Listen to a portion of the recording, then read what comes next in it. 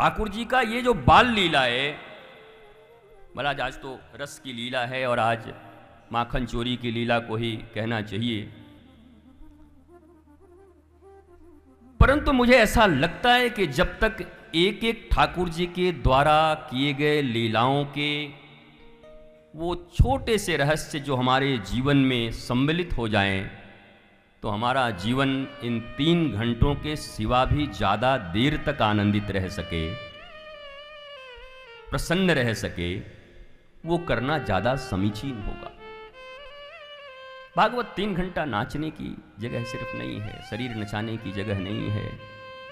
भागवत ही क्यों, भगवान की वाणी, शास्त्र की वाणी।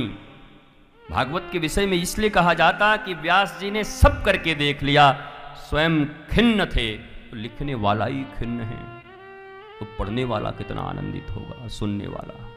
तो प्रमाणित तो ये हो गया कि चलो इतने बड़े मेडिकल हॉल में एक चीज तो मिली कि एक दवा, इसमें भी 18,000 है महाराज, अब इसको भी देखा जाएगा। इतना तो तय हो गया कि 18,000 श्लोक हमारे जीवन में प्रेम भरने के लिए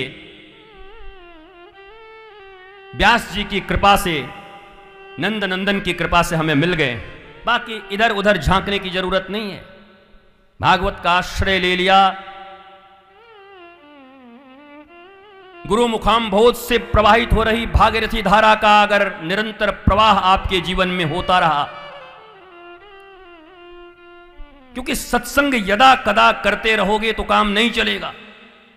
सत्संग के लिए बार बार वही चीज याद करना होगा, बार बार वर मांग हूं हर से देहू श्रीरंग पद सरोज यन पायनी, भक्ति सदा सत्संग।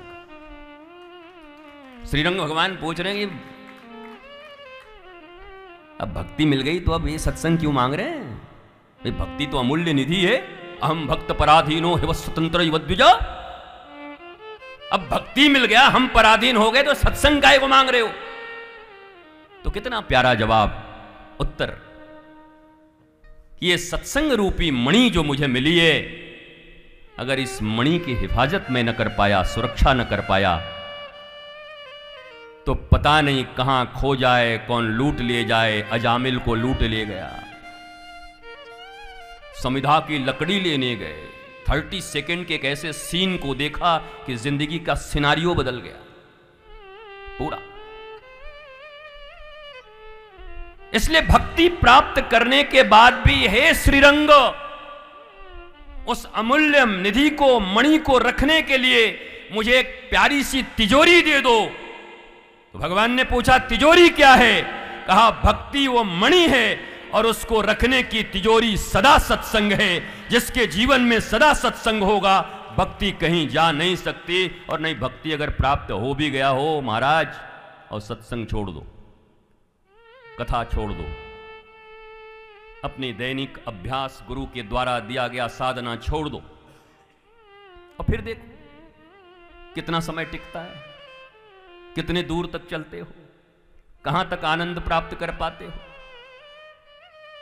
इसलिए सदा सेव्या श्रीमद् भागवती कथा।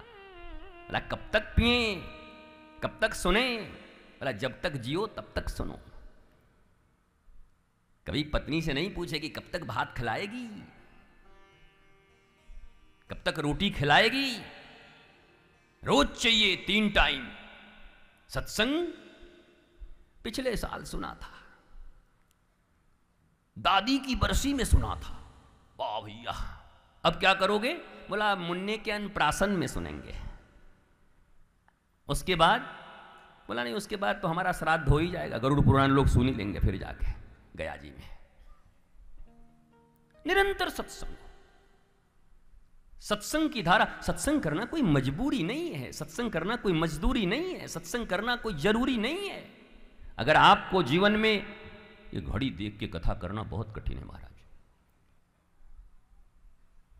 अगर आपको जीवन में, आपके जीवन से आपको संतुष्टि है, then there is no need, you are free, आप घूमिए, मौज लीजिए। लेकिन अगर आपको लगता है कि अपने जीवन से संतुष्टि नहीं है, आपके तमाम प्रयत्नों के बाद कहीं ना कहीं कोई चूक ऐसी हो रही है जिस चूक के कारण, जिस आह्लाद, जिस आनंद, जिस ब्लिसफुलनेस के आप हकदार अपने आप को समझते हैं, वो आप प्राप्त नहीं कर पा रहे हैं, तो फिर कहीं ना कहीं दिशा परिवर्तित करने की जरूरत है। लेकिन आपकी भी जिद यही है कि हम रहेंगे तो ऐसे ही, ऐसे में अगर हमको कोई आनंद दे दे तो आके बताओ, संभव नहीं है, कठिन है। आपको परिवर्तित होना पड़ेगा। और इतनी सी सिर्फ आदत डाल लो, नामकरण संस्कार, नाम और नामी में अभेद हैं। नामकरण संस्कार गर्गाचार्य जी के द्वारा किया गया है, और नाम तो 4 दिन से रटे ही रहे हैं आप। तो कोई नई बात होती तो बता देते कि पता है क्या नाम रखा गया, क्या बोला कृष्ण। महाराज तो 5 दिन से आप यही कह रहे हो। बोला हाँ वही नाम है, ठाकुर को यही नाम है महाराज। बलभद्र बल है, परंतु भद्रता के लिए है, अभद्रता के लिए नहीं। बलभद्र, भोले बाबा का आगमन, ये तो आप गाइएगा बाद में। माखन चोरी लीला, अब ठाकुर जी की माखन चोरी की लीला तो बहुत सारी है। पहले तो घर में ही ट्राई किया था पहली बार ठाकुर जी ने, इसलिए जब हम भी कंगन पहन के आए थे, जब यशोदा ने देखा तो हाथ डाले हुए थे, तो क्या कर रहे? अरे बोला मैया पद्मराग तुमने पहना दिया है, सूरज की किरण पड़ी, इतनी गर्मी लग रही कि डार दिया है हाथ। या मैंने अच्छो मटकी में हाथ डाल दिया, इतनी गर्मी लग रही? बोला हाँ। और बहुत बढ़िया, तो ये मुख में कहां से लगा है? अच्छा ये तो अभी मक्खी बैठी थी वो हटाया उसको। बोलो लाला तू तो बड़ो तगड़ो है। ठाकुर जी ने सभी अपने मित्रों को कहा था कि घर में ही ट्राई पहले करो, फिर बाहर निकलेंगे। एक एक दिन घर में करो। तो हमारे जितने भी आए ठाकुर जी के मित्र, काऊ को टांग ऐसे, काऊ को आंख सूजो, काई को फूल। बोले का भयो? बोला ये मरवा दियो मैया ते, घर में चोरी करवा दी। बोला तुम्हारो मुख तो बहुत बढ़िया। बोला हम तो हो गया हमारा, मतलब तो तुम ही सरदार बन जाओ फिर। चौराग्रगण्यम हनुमान जी का नाम है, ज्ञानी नाम अग्रगण्यम। हमारे ठाकुर जी का नाम है चित्त चुराने में अग्रगण्य है, और हम वित्त चुराने में। हाँ याद रख लेना, वो चित्त चोर हैं, हम वित्त चोर हैं। वित्त चुरा रहे हैं, बताओ हमारे देखो ये सब ताली बजा रहे हैं। तो तुम तो प्रमाण दे रहे हो कि हमने वित्त चुरा लिया है। चौराग्रगण्य। और ठाकुर जी ने खूब सुंदर माखन चोरी की लीला करी। घंटी वाली लीला आपको पता ही है, हमें 20 मिनट में सारी लीला कर देनी है। घंटी बनवाई दियो, ये तो रोज तो मैं ऐसे ही करते प्रतिदिन। इधर 2 घंटे 20 मिनट ऐसे, और अंतिम 20 मिनट में घंटी बज गई। ठाकुर ने बोला कैसे बज गई? जब मना किया था गोपी ने घंटी उंटी बंधवा दिया था पूरा चारों तरफ, कि इस बार आएगा तो पकड़ में आएगा। चारों तरफ, घर में, द्वार में, मटकी में, सब जगह घंटी। ठाकुर गए, बोला एक घंटी बजना मत। बोला ठीक है। गए ठाकुर बढ़िया से खूब टनाटन उतारा, सब खाए पिए। अंत में ठाकुर को मिल रहा है। ठाकुर जी ने जैसे ही मुंह में लगाया, सब घंटी एक साथ टन टन टन। भाई गोपी आके पकड़ ली। बोला कब ले जाऊं तुम्हें यशोदा के पास, ब्रजरानी के पास। वो माने ही नहीं, तू चोर है चल। तो ठाकुर जी जाते जाते पूछ रहे तू कैसे बज गई? अरे बोला आप कैसे करते हो ठाकुर जी, मैं कभी बजी? मनसुखा खाया तो बजी, सुबल खाया तो बजी, स्तोक खाया तो बजी।